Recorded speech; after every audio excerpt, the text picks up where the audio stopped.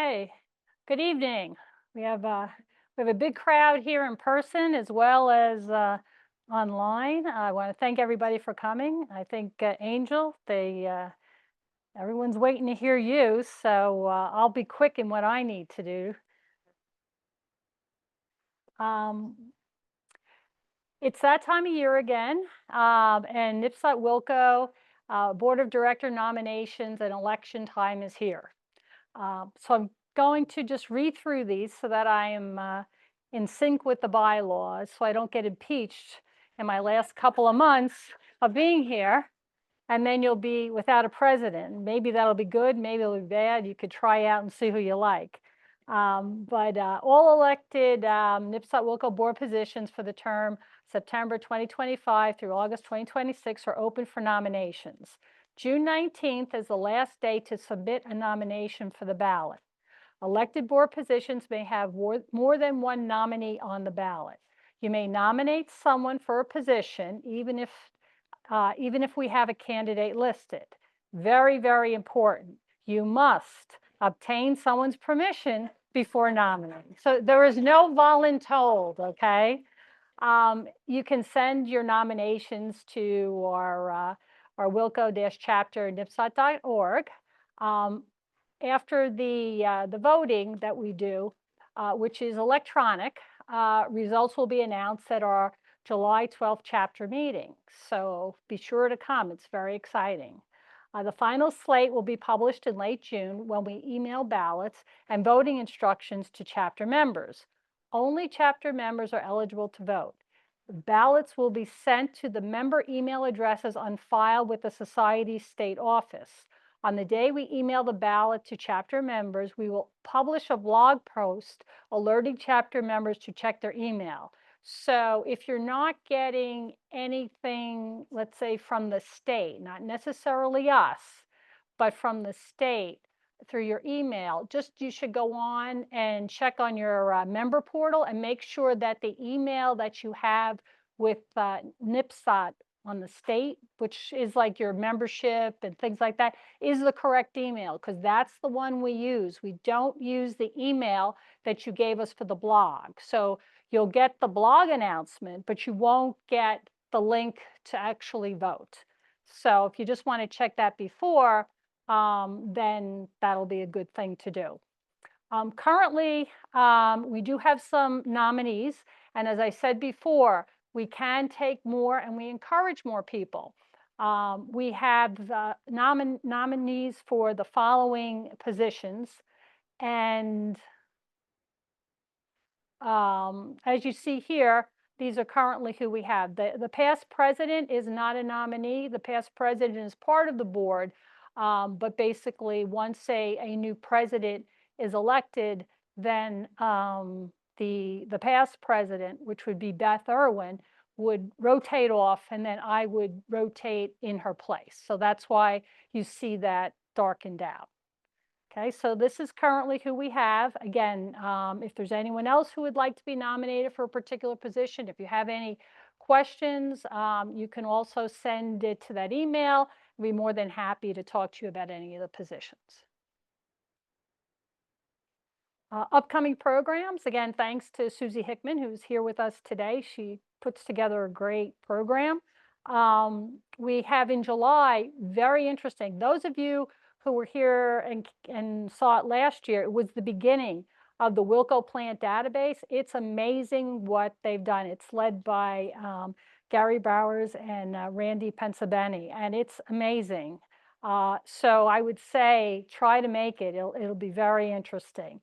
We also will have the election results and the NIPSOT member milestone awards, which are for members who have been 5, 10, 15, 20, 25, 30, and et cetera, et cetera.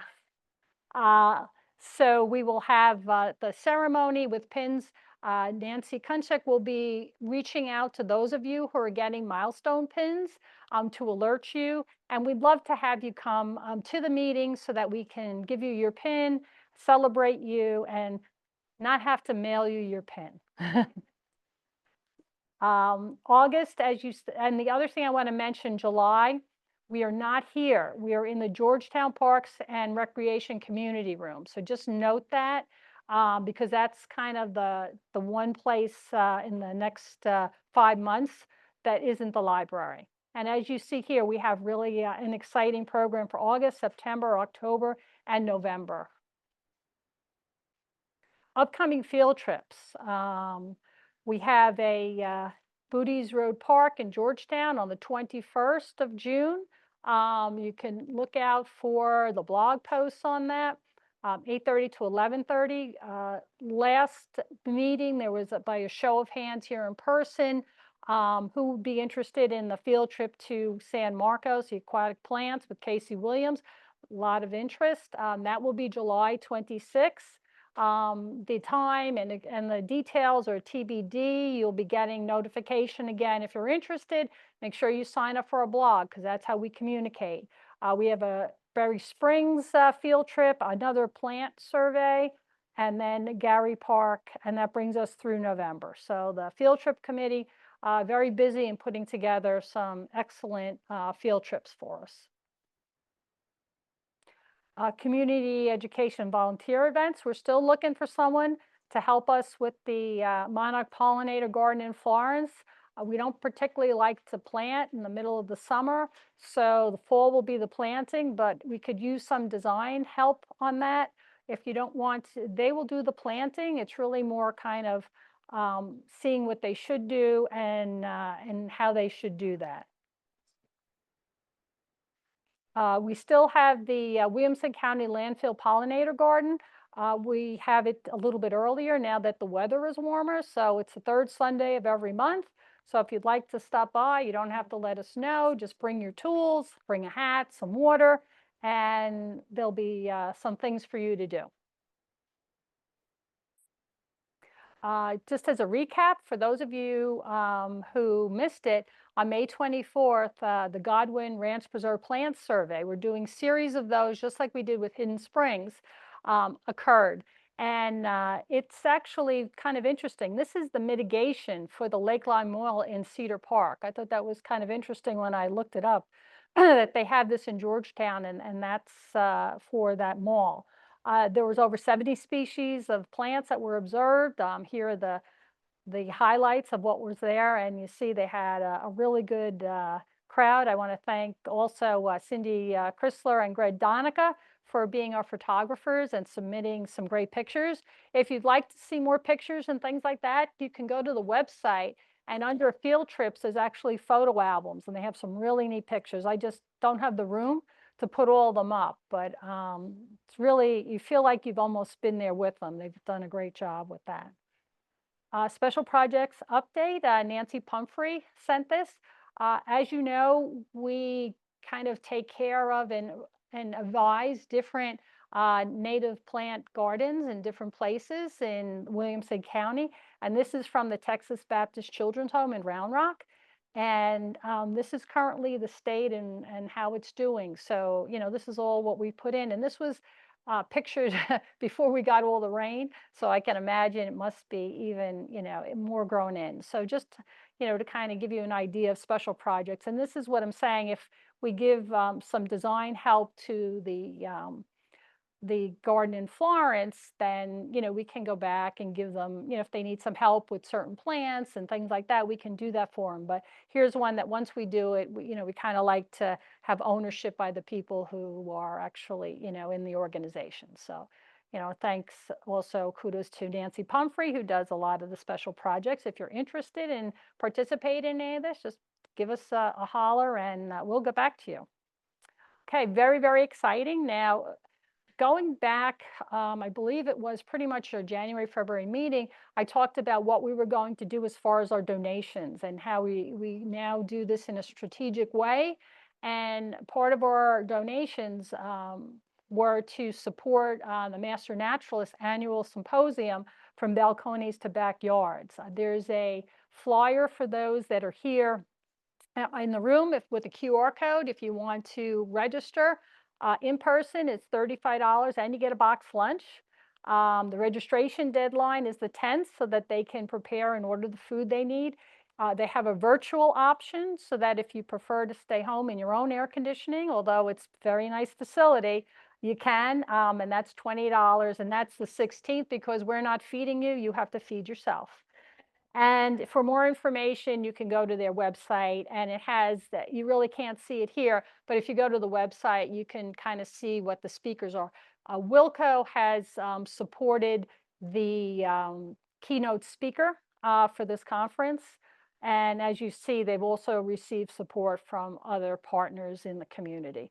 It's really worthwhile thing to do. We were there last year, having a table. Wilco Nipsat will have a table again there this year. It's definitely, if you want to spend some time, it's a nice conference and it's close by. So, free plans to this meeting for in-person attendees. So for those of you that are online, I can tell you all we have left are empty tables. Everyone kind of took all these.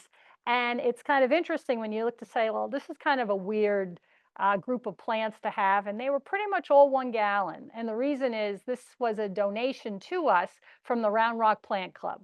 So Mark Stotzer, I picked them up from him. I guess school's out and he wanted to clear out his greenhouse. So we got it today. So what you got today was actually propagated and grown by the Round Rock High School Plant Club. So you got to see kind of, this is part of our outreach and education and the new generation of people that are interested in native plants. So they were all looking, pretty good. So if you kind of run into Mark or any of the kids, thank them for the work they do. Again, for those of you who are home, not only did you miss all these 1 gallon plants, but you're not going to get a book either. And I think the odds of getting a book for this meeting, it's going to be a little tight because I think we almost have a full crowd here. But this is the book that we will be raffling off at the end of Angel's presentation. If you need to find us, this is where we are. Always look to see. Remember, next month we are at the Georgetown Community Center. If you come here, you'll be Zooming on your phone, so make sure you look. You'll be getting a blog too. So without further ado, what I'd like to do is to introduce our speaker. Our speaker is Angel Schatz. Angel leads the Education, Volunteer, and Communication Circle of the Central Texas Mycological Society. Formerly an experienced designer and animator in the tech world, Angel hopes to inspire more people to dial into the wood wide web. Angel Schatz radiates passion for understanding the ecosystem of Central Texas and making mycology education accessible to anyone who shares interest. She is a longtime urban gardener, harmonizing vegetable gardening and mushroom growing, particularly by using recycled mushroom blocks, which she'll be explaining to us. We welcome Angel and look forward to her presentation. So just give us a second to kind of load it. Great. And then Thank you. all you need to do. Thanks everyone for having me. So Angel, what got you interested in this from the tech? So I like to share that, I was very fortunate. I grew up, both my grandparents had farmland and were very big into conservation and taking care of being good stewards of the land. And so I was exposed to mushrooms very young. My grandparents, they would get like flashcard sets. And when we go on road trips, I would learn all the wildlife, plants, animals, mushrooms. And the first mushroom that I say found me was the destroying angel, which was the photo that you all saw in the advertisement. And that's our deadly toxic mushroom here in Central Texas. And so, of course, being a young child, I was very, I was like, we share the name. I was like fascinated by this mushroom. It could kill you, but it was so pretty. And so that sort of duality or that dichotomy like really captivated me. But we also would go out. This was I grew up in Missouri. So we would go out every year and look for morels, and that was like during kind of the Easter hunt season. And so I just learned how fun and cool that was, going out with all of my uncles and grandparents, everybody going out and celebrating and gathering mushrooms. So I didn't sort of grow up with that, don't touch it, which is a good instinct. I don't want people to discourage that because there are, toxic, deadly mushrooms. But yeah, but today we're going to learn about a couple of different categories of fungi. We're not going to be talking about foraging or wild mushrooms or anything like that. And if that is of your interest, we have a lot of really great educational content on the Central Texas Mycological Society website. So you can learn about foraging, you can learn all kinds of things. But tonight we're going to really get into our sort of flagship program with the nonprofit where we rescue these blocks, and we'll get into that. Um, but yeah, so Central Texas Mycological Society, we formed in 2019. We're part of the North American Mycological Association, NAMA, and there's about 60 NAMA affiliated mushroom clubs or groups, very similar to native plant societies and master naturalist groups. And so our mission is really to help people connect to like I was saying, the wood wide web, like get people feeling in kin and understanding the ecosystem around them. So we host both online and in-person events. So we're actually going to be doing a little field trip to East Texas with David Lewis. So he wrote that book that we're doing a giveaway, Mushrooms of the Gulf State. So he's in his late 70s and he has a amazing amount of knowledge about mushrooms, and he almost single-handedly wrote that book, and is still doing taxonomy.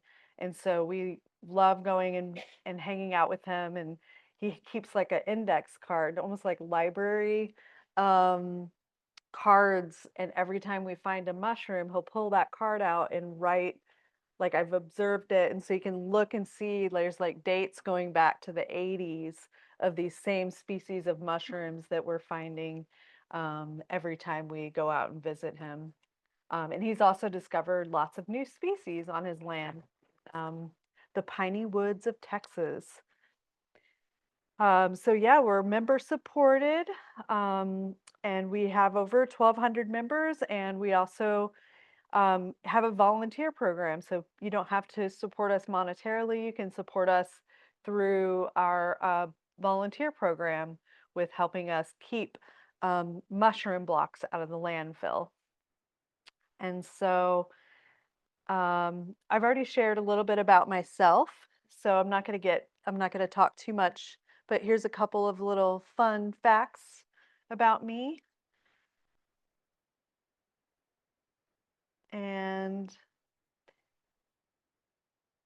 here's some of the things we're going to learn about tonight. So we're going to talk about this challenge of mushroom waste, what that means.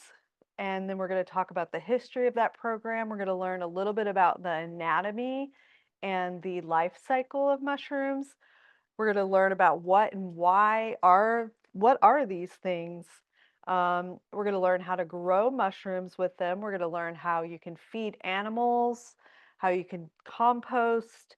We're also going to talk about killing our lawns and making an awesome lawn for our pollinators, and all of the other wildlife in our ecosystem. And I'll touch just briefly on how mushrooms and fungi can clean up toxins in our environment. And I'm also going to touch briefly on another type of um, fungi, and we're doing some work with tree folks and native plants. Um, and I'm going to teach you how to grow a certain type of fungi that's like indigenous to the soil and the microbes here. So we just did an experiment earlier this year, and it was very exciting, and I can't wait to tell you all about it.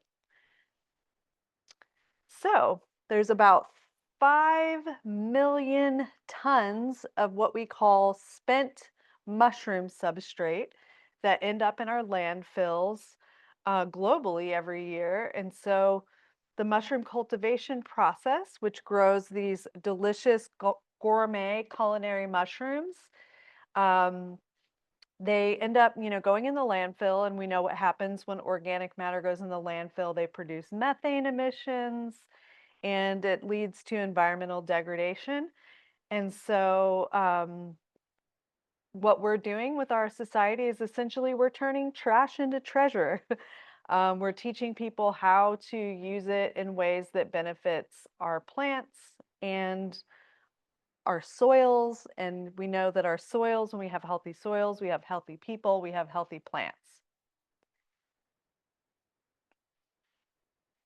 So this is a little bit of history about the program. And in August this year, we're going to have like a 10-year kind of anniversary of this program. It started with Daniel Reyes from Myco Alliance, and he started a program called the Myco Research Station, which is out at a preserve in East Austin in Montopolis neighborhood. And so he's since moved to Mexico, and he's doing kind of environmental cleanups in the cenotes, and he works with helping with like oil spills and all that kind of thing, like cleaning up toxins from the soils. And the program really didn't get kickoff till Snowvid happened, and a lot of people during that time, it was like compounded. We were like stuck inside because of the weather, stuck inside because of the pandemic. And when the electricity went off, it also went off in the mushroom farms, and they have very controlled environments for growing mushrooms. And so they ended up needing to get rid of them. They contacted us. I was like, well, I guess we could just throw them in my front yard. That happened. And within 2 hours, and I don't know if y'all remember that period of like everybody, it was like a frenzy. Everyone was like, free stuff. We've been cooped up all day. And everyone was like, me. And so everybody came and got blocks, and we're like, well, there's something here. People really like to use these. And since then, the program has expanded. And, um, and so more and more people are using them to sort of help connect to the mycelial web. And so now we have over 50 pickup locations where you can get these at garden stores, plant stands, community gardens, schools, churches. And we do about 50 workshops and talks and things, including like this one, every year to encourage people to use them. And there's about 300 volunteers that help us with this program. And since we started the program in 2019, we've had about 14,000 people sign up to want to use them in different ways. And that's what I'm going to go over today. So if you want this map, you can scan this QR code. I'm also going to send out a PDF of this presentation so you all can have links to everything that I talk about today. But here in Georgetown and Williamson County, we have blocks at the Round Rock Garden Center. There's another one at the Lilac Lane. It's someone's house. I think they're a master naturalist. And they have a pretty cool like aquaponics kind of setup at their place too. There's one in Pflugerville, and we're getting one started in Hutto. It's a little kind of up in the air right now, but we're looking for a place in Hutto. There's a cosmic nature school here in Georgetown where there's blocks as well. So there's quite a bit, and you can see we're all the way down into San Antonio, and even actually there's a group now in what's the town? It's down in it's South Texas. We're like out of Central Texas. It's like the mycelium continues to run and go south. So, but yeah, so why do we want to use these blocks, right? So I already talked about the greenhouse gases, and each one of these has like a study where you can learn more. So the QR codes are studies where you can deep dive into these topics. We also like to use decomposer fungi or saprophytic fungi to help with carbon sequestration. So compost will bind with soil particles trapping carbon, and that prevents it from being released into the atmosphere. And so it also will help us promote biodiversity, but both above and below ground. Like when we increase our soil organic matter in the soil, it increases the biodiversity. Everybody gets to get invited to the party in the soil food web.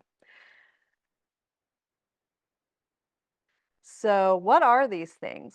They are a blend of sawdust, grains, nutrients, and the mycelium, which is essentially the specific type of fungus, spores or spawn that's introduced to the growing matter. So the food, it's a food source essentially. So these are decomposer or saprophytic fungi, and they're eating this stuff. So when you take a walk out in the woods and you see logs kind of falling apart and decomposing, there's fungus in there along with like beetles and the whole soil food web. There's shredders in there, arthropods, they're breaking things down, but really like fungi has a big, big part. And we don't always give it a lot of credit because it's a lot of times invisible. We don't always see it, but sometimes we'll see little polypores, which are like shelf mushrooms that are popping up on it. Or sometimes we'll see these beautiful guild mushrooms. Um, and I took a little walk. I beat the traffic. I left Austin early. That's where I live. And I took a little walk, wanted to see what's growing in y'all's area. And I found all kinds of decomposer mushrooms. I found some wood ears and I brought them here. So if y'all want to take a look, and I'll talk about another one that I found that's like really exciting for a program that I'm going to talk about that's in the slideshow today. Um, but yeah, so after about 3 to 4 weeks, once this block is fully colonized, it's sort of like a stomach. Like what's inside here is sort of like a stomach. And there's a famous mycologist named David Aurora. He says, we're living inside the intestines of fungi. Fungi is everywhere. We're breathing in the spores, whether we like it or not. I was talking to you, Dick, earlier about how fungi is among us, whether we like it or not. So a lot of people, even though it's invisible, we need microscopes to see it sometimes. We don't always see mushrooms, especially in Texas, especially during this drought. They need a lot of water. They're about the 70 to 90% water. We don't always see them. And so the mushrooms tend to grow pretty fast. So um, after I get done with my talk, you all can come and get a closer look. But these started growing just a few days ago. We started to get all that really nice rain where the nitrogen cycle started to happen with all the rain. The mushrooms could sense that and they started to fruit and they started to make pins. And these will be ready to harvest and cook in about 2 more days. So yeah. And let's see. So just to go over the fungal life cycle. So mushrooms are simply just the reproductive organ. So they're like the apples, right? So they briefly appear after the rain. And not all fungi, only about 10% of fungi actually make what we call mushrooms. So when we talk about fungi, we're not always talking about mushrooms. There's a lot of fungi that just are invisible. And, in fact, like every plant that's ever been studied to date has fungi living inside of it. And those are called endophytic fungi. We're going to have a class with someone she teaches at the UTSA in San Antonio, and she's going to be doing a class on endophytes. So if that's something that interests you, endophytes essentially, we call it the mycobiome. So is everybody familiar with the concept of our microbiome? So how we have hormones that help us do all of our functions.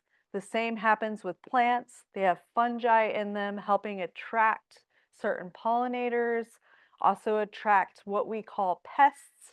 So when they're stressed, they're going to send out certain signals that attract different insects, pollinators at different points of their life cycle.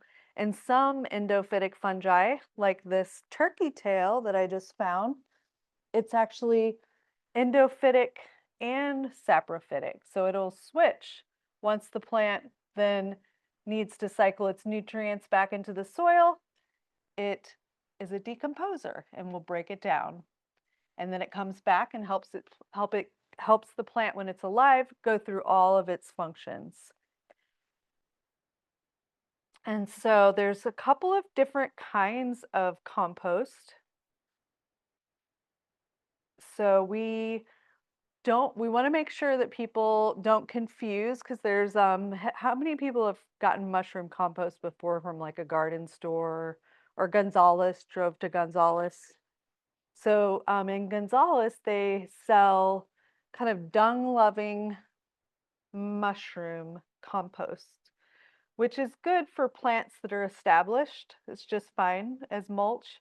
But they use soluble salts in them, so it's not good for planting, like starts and young plants. And so that is fungus that grows things like portobellas, white button mushrooms, criminies, and we all know the magic mushrooms are dung loving as well.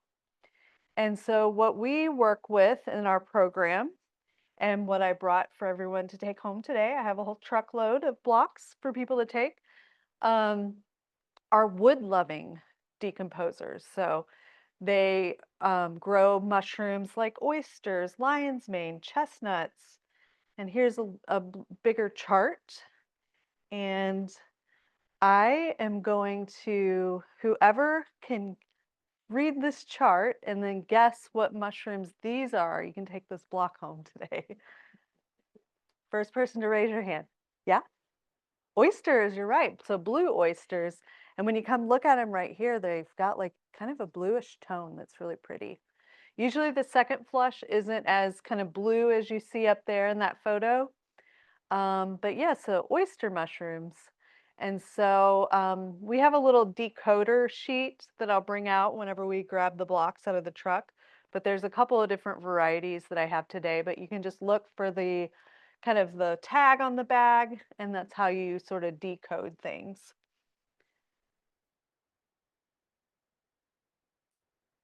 So one of the most straightforward things you can do with these blocks is grow more mushrooms. And that's what I did here in this container. And so you're going to want to, they require a lot of water, like water, air, airflow, and more food. Essentially, what I did with the mushrooms, I treated this sort of like the seeds or the spawn, and I introduced it to more food. So I went to Callahan's, which is our farm store that's more central in Austin, and they have straw. And I like them because they say they don't use pesticides, herbicides, so you just got to be careful when you're getting straw.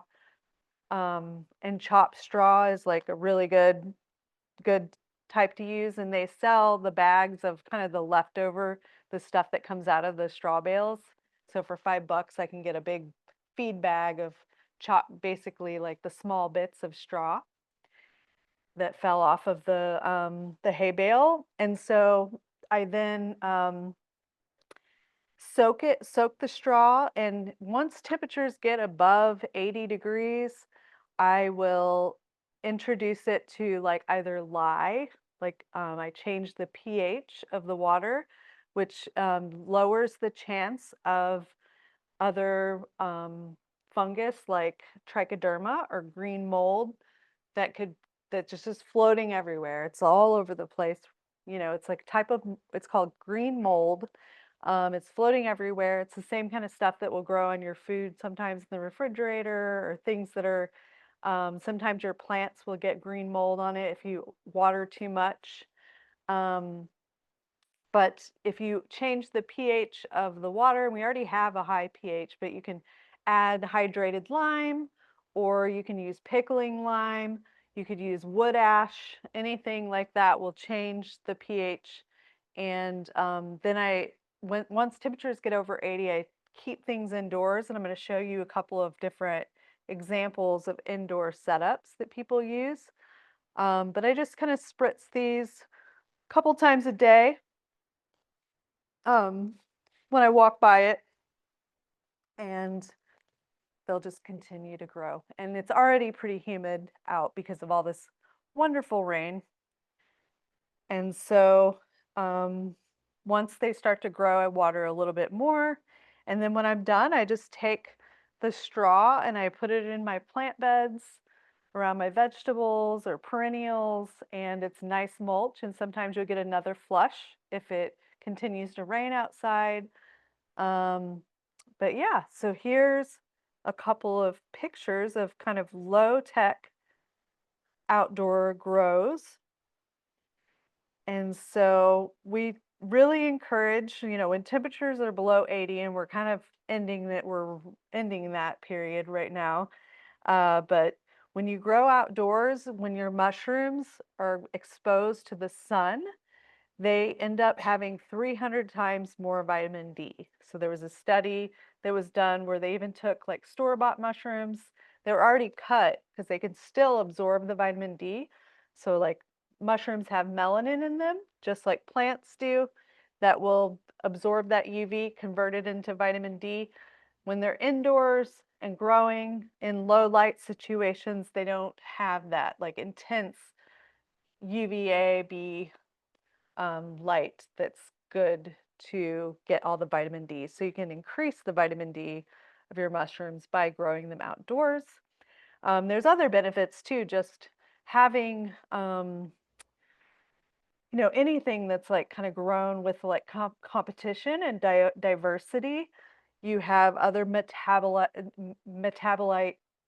or secondary metabolites that get introduced that introduce other compounds and things that are really good for you. And so yeah.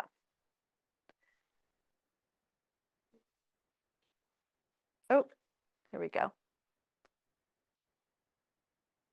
There we go. And here's a couple more examples. So you can essentially use any container. So even Barbie, she may not like that this specific mushroom, oysters are one of the mushrooms that can eat through plastic. So Barbie better watch out. um, but yeah, so here's a photo of like a Martha tent setup. And the little humidifier on the side, that's like something extra. But some people at home, I actually just keep a Martha tent outside and we'll grow blocks in the shade outside. Um, and some people will buy these tents that they can keep inside that's like fully contained because you just don't want spores getting in your house. And I've seen so many photos of especially oyster mushrooms like growing in people's bathrooms. Usually that's what happens because like the spores are everywhere. But this is called a shotgun fruiting chamber, and that's actually what I was growing this in. And you can put perlite in the bottom, and that helps kind of retain the moisture, and it's also very antimicrobial, antibacterial. Um, and you can just put the blocks on them, or you can keep them in their bag too. But the holes will allow for the air exchange. So mushrooms, like us, they breathe in oxygen, exhale carbon. So they need to have that air exchange. And you can even put kind of micropore tape, like the stuff you use to like tape up a bandage on your hand. You can put that on the holes too, and that will prevent spores from getting out. And so I thought these were just some cool photos of people growing in caves. I'm like, we live in a very karsty area. Um, but yeah, so I grew up in Missouri too. There's a lot of caves there, a lot of mushroom grow operations, but yeah, that's like another way to like, that's the ideal temperature for mushroom growing is that like 68 degrees, like right underneath the earth. And so I was mentioning that, sometimes things like green mold or the Latin name or the scientific name is trichoderma, or you'll hear a lot of people in the mushroom world call it trike.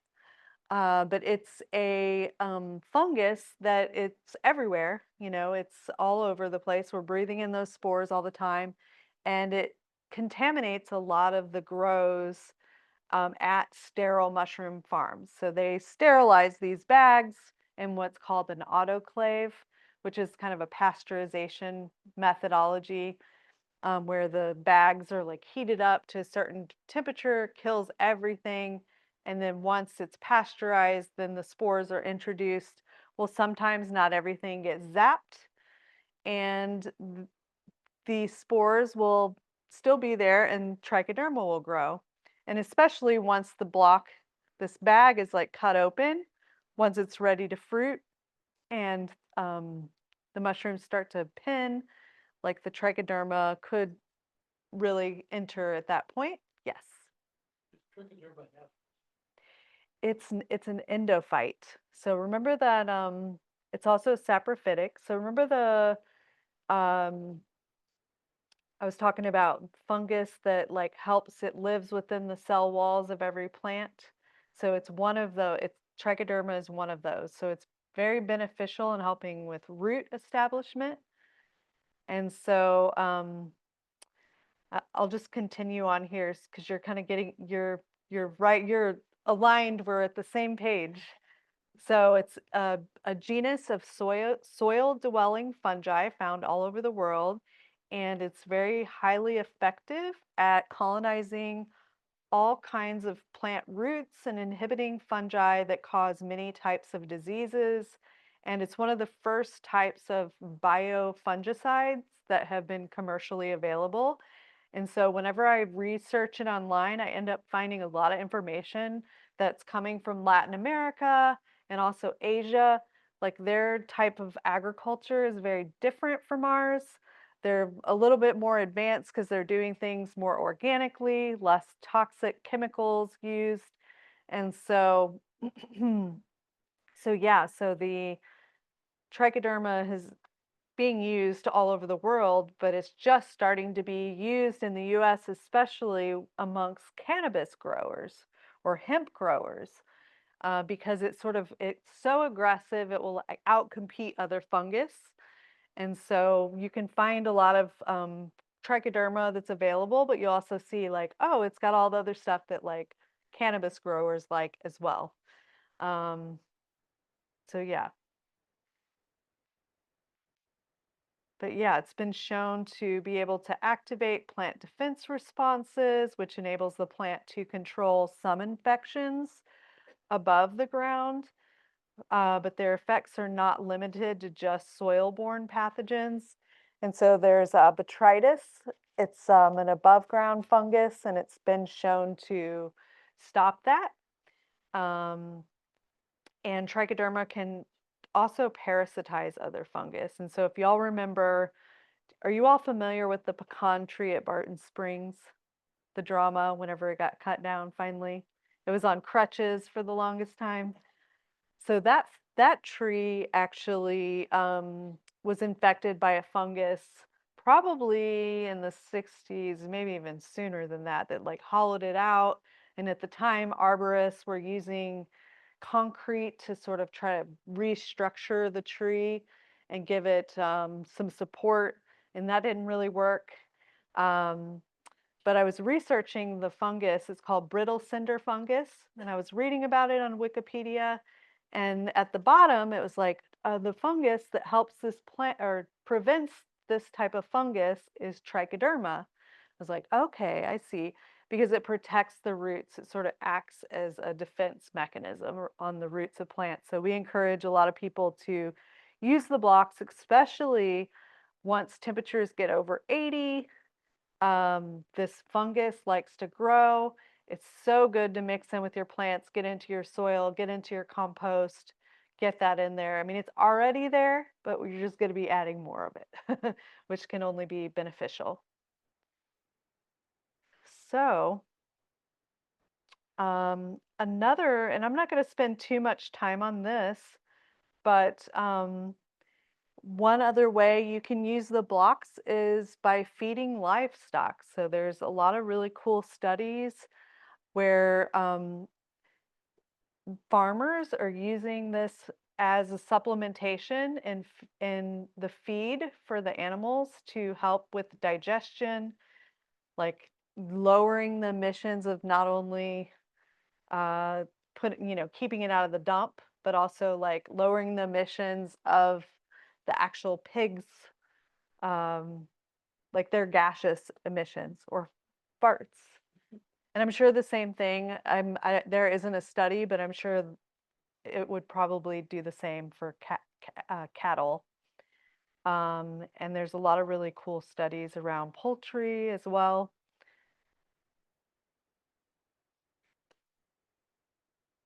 And so, we all know that like our soil health in Central Texas, both in cities and especially in rural communities, have been negatively impacted by industrial farming and ranching practices and urban sprawl. And so, our soils are very bacteria dominant, like they lack organic matter, which essentially um, will give the whole food web something to do, basically keep it active and give the microbes places to go.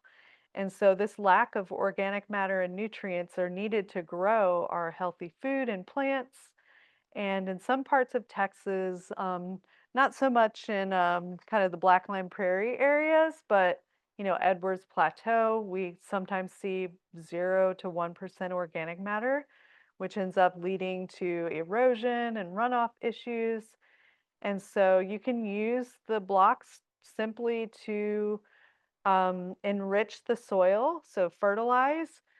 They contain essential nutrients like the NPK, um, and you can break them up just simply, they're decomposer fungi. So any of that, especially things that you buy from the nurseries, like a lot of the mulch and things are not fully composted. So you can add this fungal matter, this decomposer fungal matter to increase the decomposition rate and help make those nutrients more bioavailable to your plant. So it's just going to help. And then it's going to help with the water retention as well, which is a big issue since we're in a drought. So this stuff just soaks up water. And that's the reason why sawdust is used, because it does soak up so much water. And so it increases that water holding capacity. The mycelium also binds the soil particles together. So the mycelium, which is the tiny threads that are essentially releasing the enzymes and also reproducing, they help bind everything together. So sometimes whenever you're playing around in your garden, touching your soil, you'll find like a clump of mulch that's been bound together, and that's the mycelium that's holding that together. And so it's also great for controlling disease. So applying mushroom blocks contributes to the all-around soil health improvement and optimizing the plant root structure, prevents plant disease, which reduces reliance on synthetic fertilizers and pesticides, which can have, as we know, a negative effect on our environment, all the way down to the water and pollution runoff, which, as we're seeing, we're in our monsoon season here, like all this rain that we get, it just all runs off into the waterways, and we know where that all goes, down to the Gulf, to our dead zone. Happy thoughts. So this is a pretty cool study, and actually it's a video. Um, if you want to watch it, it's from this show on PBS called oh wait, no, it's not PBS. Can't remember it, but essentially they take videos of things happening under the microscope and sort of tell it like like a a horror movie. So so not only do fungi feed the soil food web, some fungi, including oysters here, are considered carnivorous because they consume nematodes. And so nematodes, we know, are the most abundant organism on our planet. I can't remember how many nematodes to humans. It's like pretty insane, but we have nematodes everywhere. And the fungi lures the nematodes by excreting a compound that smells like food, and at the same time, it excretes a nerve gas that paralyzes the nematodes, and then the mycelium, the single thread, the hyphae, wraps itself around the nematode and strangles it and then consumes it. And so you can watch this online. It's a horror movie, that's for sure. And so if you have nematode problems in your garden, and there's even theories, there's no studies to date that I know of, but on like parasites and things that we have in our stomachs, like if the fungus, when you eat it, does it continue to kind of balance out our digestive systems? But there's studies that show that the nematodes, if you have a nematode problem, and we know there's good ones and bad ones, right? But if you have like knot root nematodes or some of the ones that are problematic, you can introduce the oyster mushrooms to try to create that balance in the ecosystem again.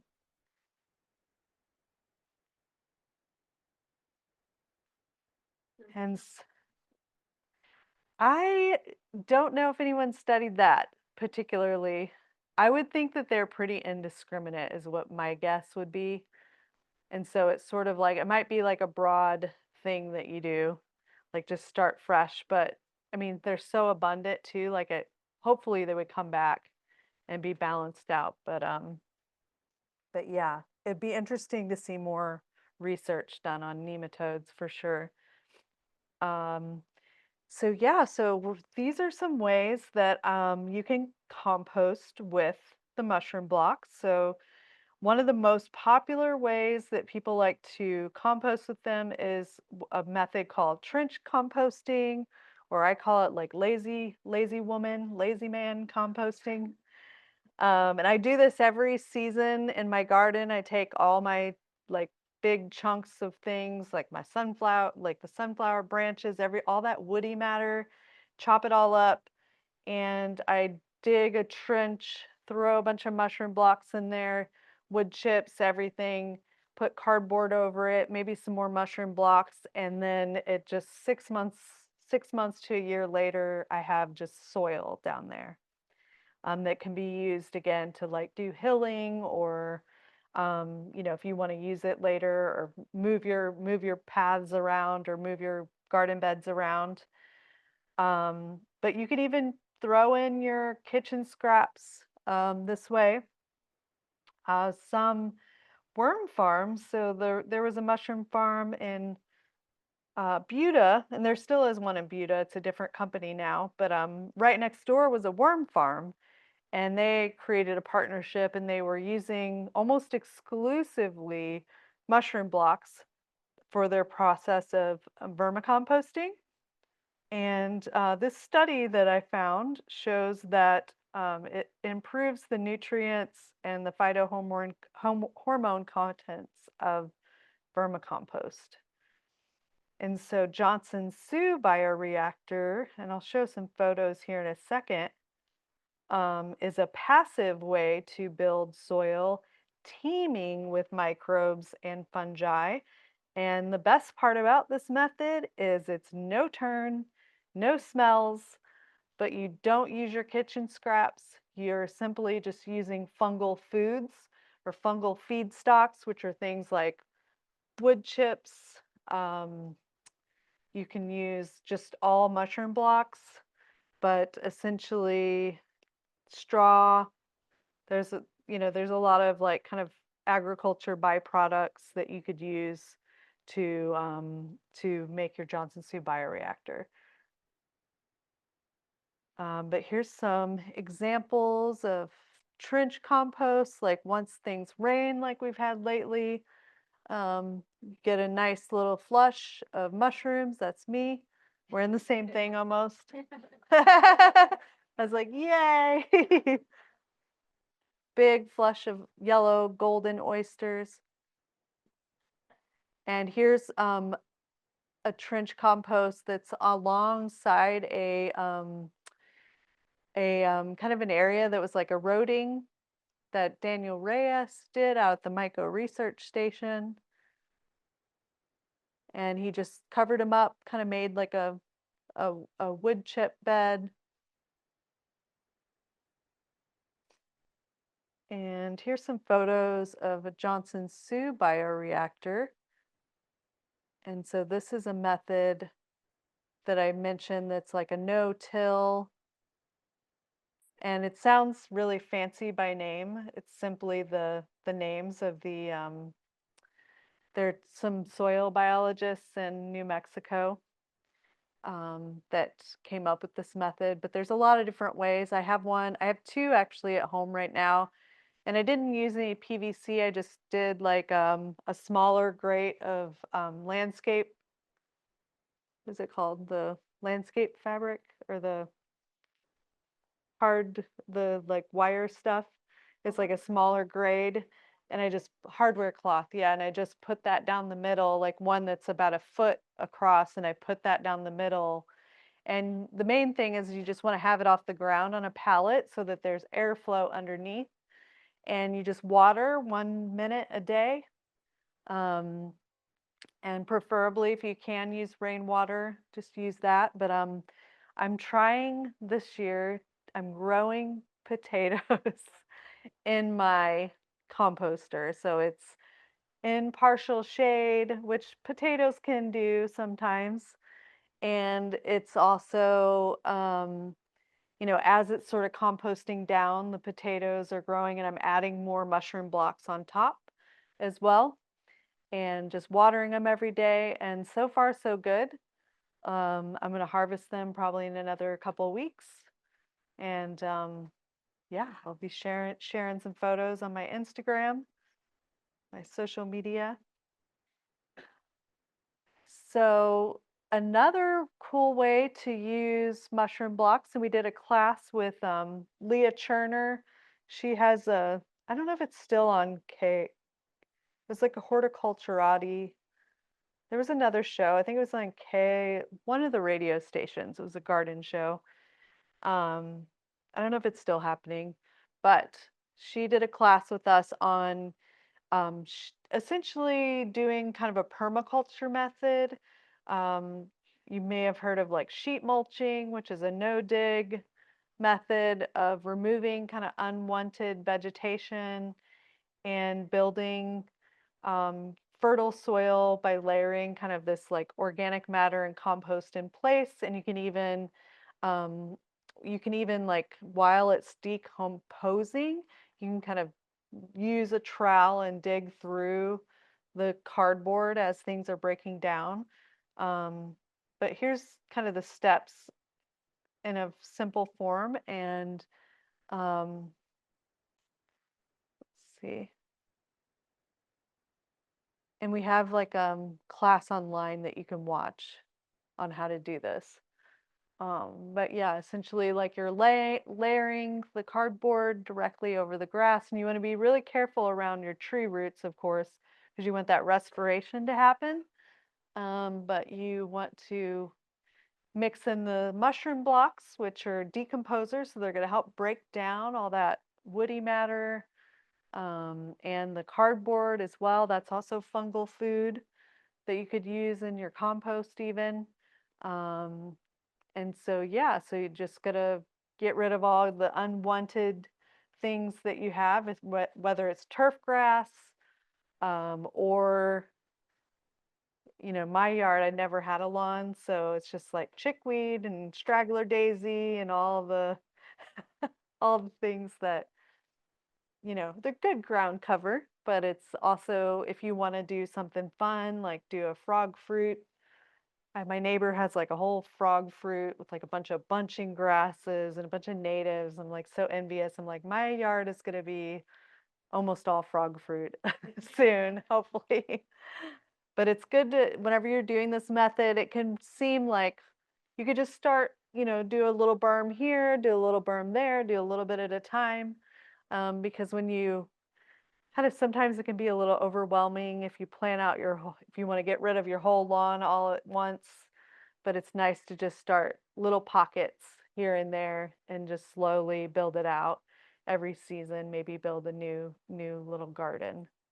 But this is a very inexpensive way, and you're also adding that nice soil organic matter to your garden. So I'm going to talk about bees since it's pollinator week. Is it pollinator week in Georgetown too? I know it was in Austin. I don't know if it's everywhere. I don't know. Anyways, it's pollinator week every week, right? So bees need trees and fungi. And so we're finding that our industrial food system and our lack of like harmonious relationship are affecting even our insects and the bees. And it's been a bad couple years for the bees. We thought they were making a comeback. Turns out that's not happening. And, you know, the way that European bees are being used in sort of monoculture situation, it's creating stress, right? So they're being introduced to all these pesticides, herbicides, fungicides, and bees actually need trees. They need that fungus. And so this study was done by a mycologist. You may have heard of him. He's one of the more famous mycologists, Paul Stamets. He did some research with um, in the apple orchards in Washington State, and they used mycelium or mushroom extracts from Ganoderma, and they were able to cut the virus levels down quite a bit, and showing that the fungi also help the bees in their immunity as well and fight off these varroa mites and these viruses that are creating the colony collapse. And so bees also just want to have fungi. And so a recent study in microbial ecology found that plant traits in the root structures and the nutrient use from the root structures, which is from what is called mycorrhizae fungi, which I'm going to get into just briefly here. They have a greater impact on soil microbial communities. So there's this symbiosis happening between the mycorrhizae fungi and the microbes. And this mycorrhizal fungi and the pollinator associated microbes, then whether a plant is native or non-native. So non-native plants did not consistently harm soil ecosystems and sometimes supported similar or greater microbial diversity. And so this is something that happens when things like ligustrums get dropped by birds and like get into our riparian areas that we see everywhere. It changes the entire microbial community, not just the above ground, plants that we're seeing visibly, all of that invisible stuff below the soil, the microbes, and the fungi, that also changes. And then that actually it affects the bee population as well. And so these findings suggest that functional traits rather than origin are more important for supporting healthy soil and pollinator related microbes, including those beneficial to bees. So if you want to learn more about that, that's in that study that just came out a couple years ago. And this is the program that I'm going to just touch briefly on. So earlier this year, part of our Healthy Soils, Healthy Trees program, which is research we're doing at Ecology Action, which is where the Myco Research Station is, and also with Tree Folks. We got funding through the City of Austin Urban Forestry Division. So we led a couple of hands-on workshops this year with a mycologist, and we learned how to cultivate our own bioregional mycorrhizal fungi using a low-tech trap method. And so this method, it's meant to, like in the study that we're doing, we're looking at how mycorrhizal, like, and especially introducing the native mycorrhizal fungi that's indigenous to those plants, like how it can support that plant through drought conditions.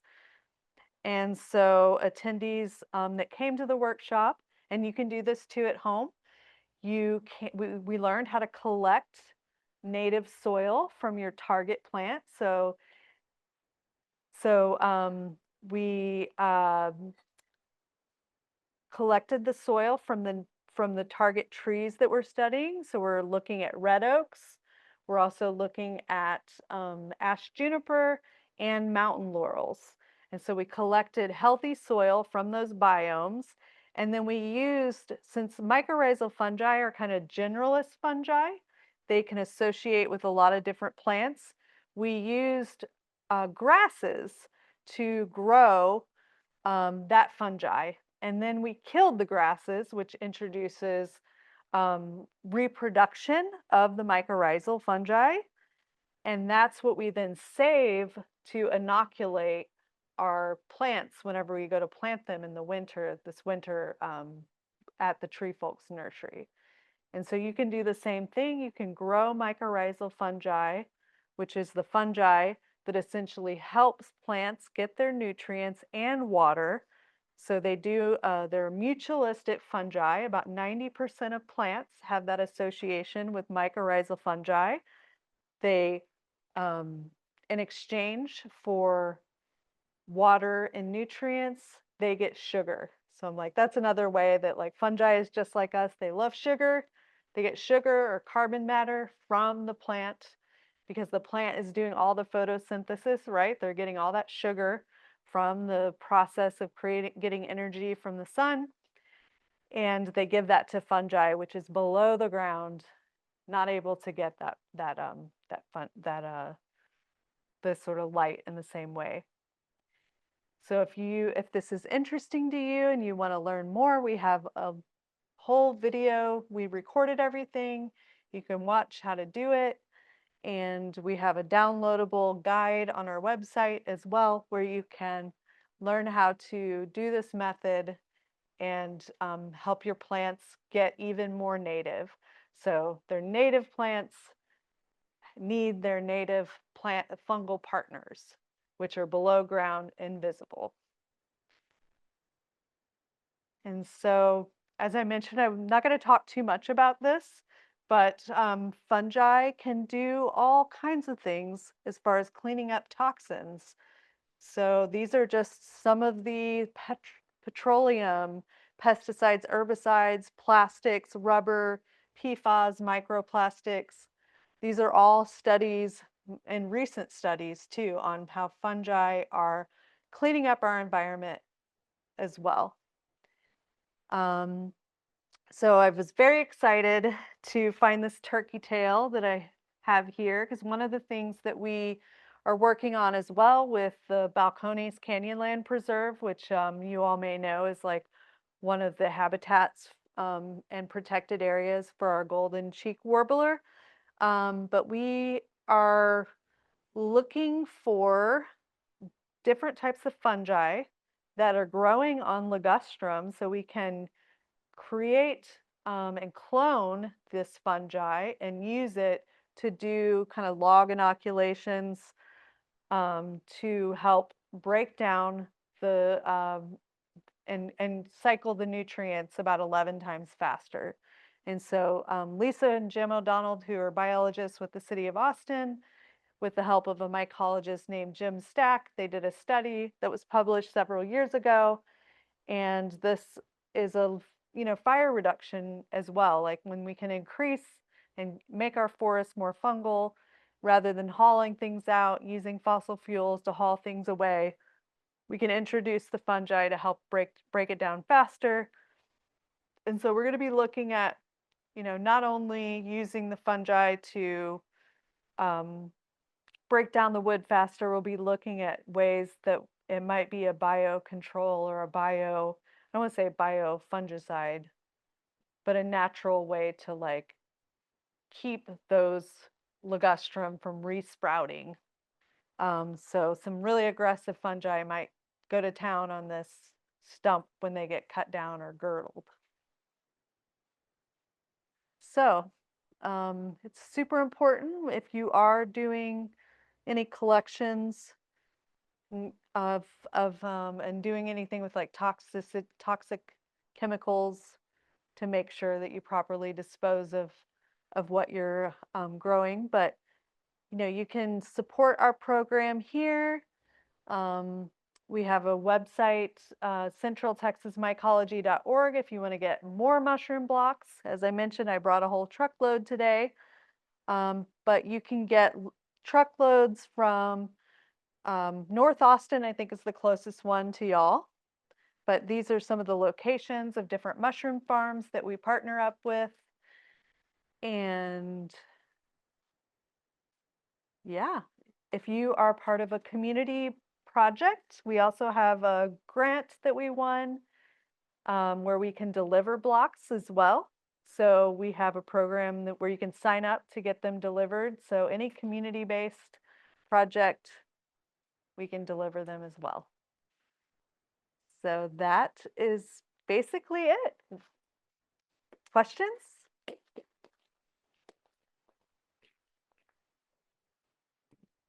Angel, like for folks, I just want to ask a question.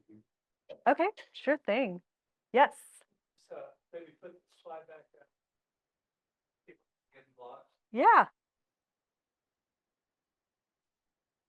There we go.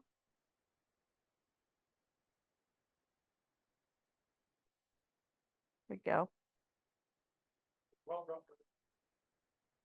Yeah, so there's a map that was in an earlier slide that is on our website.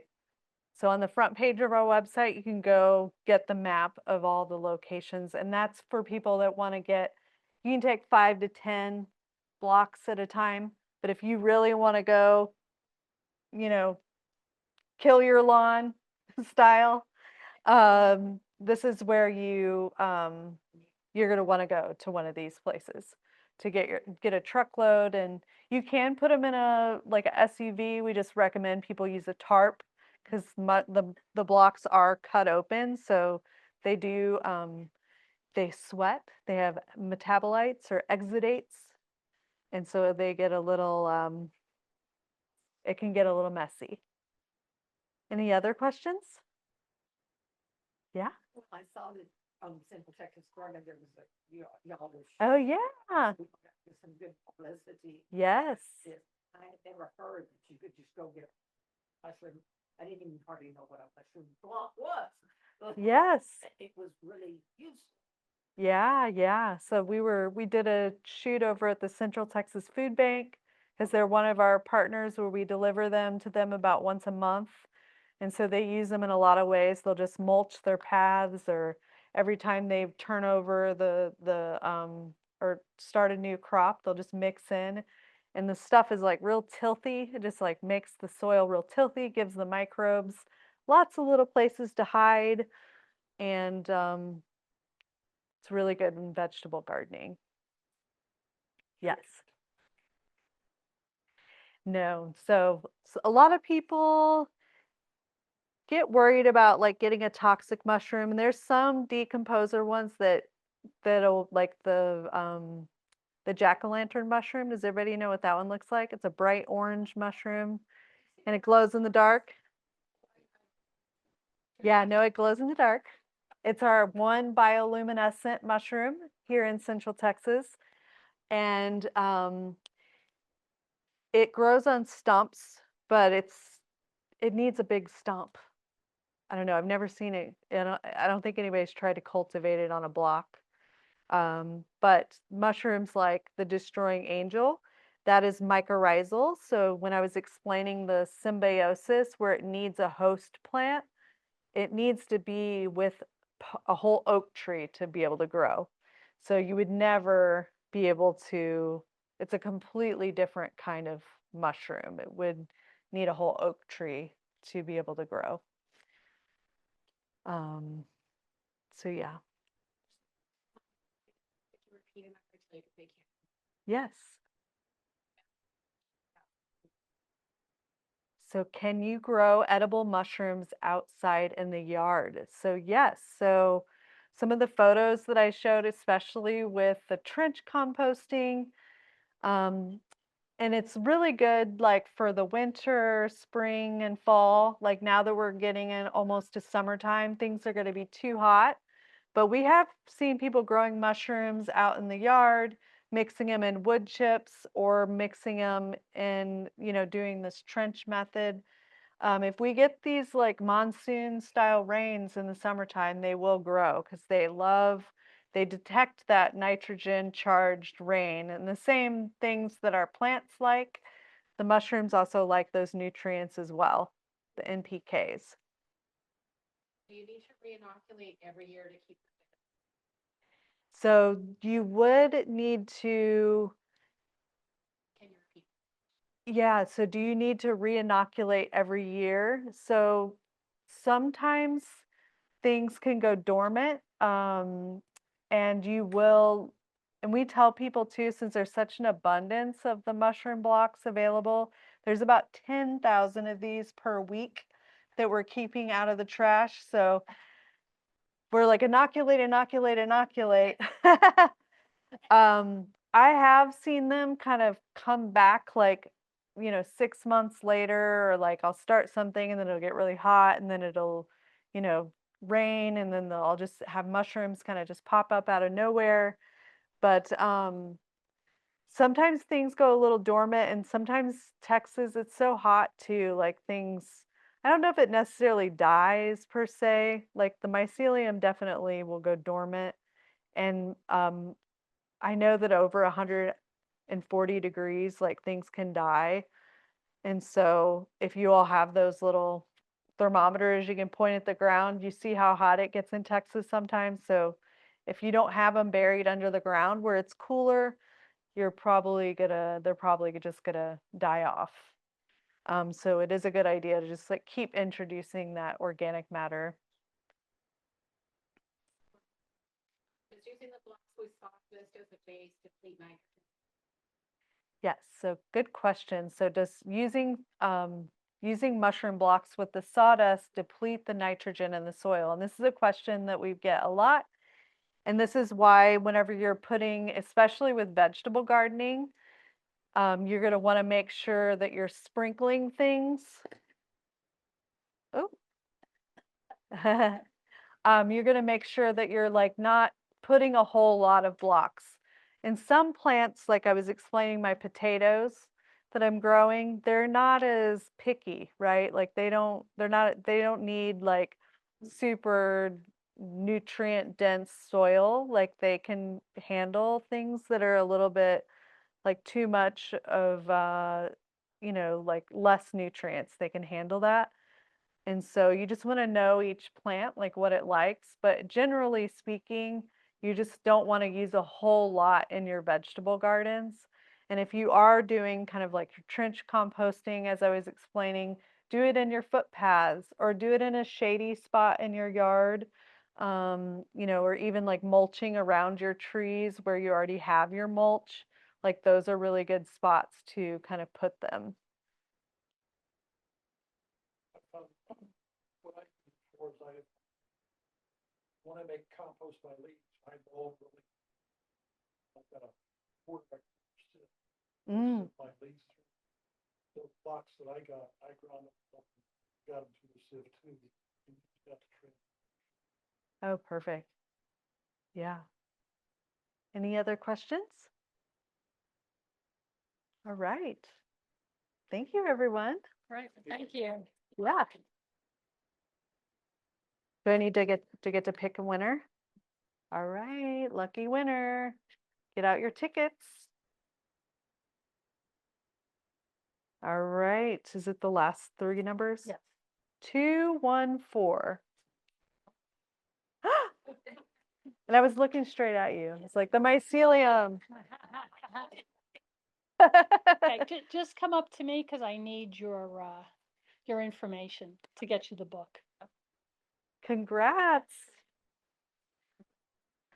Okay, well, thank you, Angel. Yeah. Great. Now tell us here about how you want to distribute your mushroom blocks, so you're not Yes. taking them back home. Yeah, so I don't want to take any of them home. So I am parked on the front side of the building. So do you know where the public art piece is of all the signs? I have a red 2000 Ford F-150. I already have the back of the truck is already open. And so you can just grab blocks out of there. And if you haven't grabbed a postcard up here, it'll tell you how to reiterate some of the things in a more simplistic terms like what I shared today. But it's just little reminders. You can grab one of those. And if you want to take a photo of the types, I can put the species. If you're curious, if you want to get a second flush, I've got the here we go. Right here, you can take a picture of this so you can check which ones you have and look for the tag on the bag. So the tag right here. And yeah,